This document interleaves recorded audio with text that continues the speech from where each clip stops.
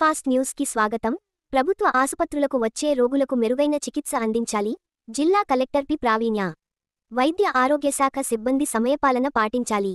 ప్రభుత్వ ఆసుపత్రులకు వచ్చే నిరుపేద రోగులకు మెరుగైన చికిత్స అందించాలని జిల్లా కలెక్టర్ పి ప్రావీణ్య అన్నారు.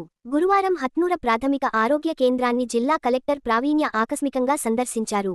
ఈ సందర్భంగా ఆసుపత్రిలో వార్డులను, మెడికల్ స్టోర్ రూంలో మందుల నిల్వలను కలెక్టర్ పరిశీలించారు.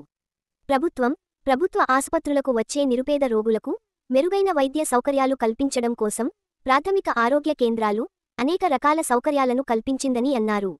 వాటిని సద్వినియోగం చేసుకునేలా ప్రజలకు అవగాహన కల్పించడంతో పాటు ఆసుపత్రికి వచ్చిన రోగులకు మెరుగైన వైద్య సేవలు అందించాలని సిబ్బందికి సూచించారు.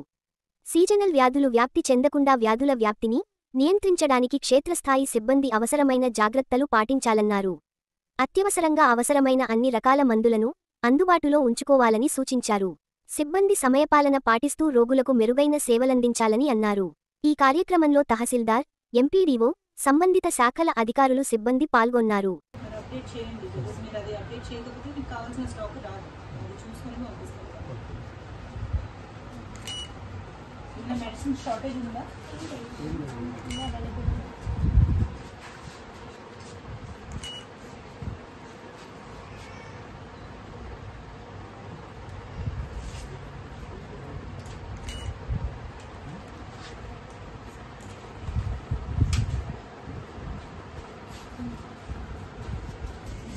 వ్యాక్సినేషన్ అయితేనేమో ఇంజెక్షన్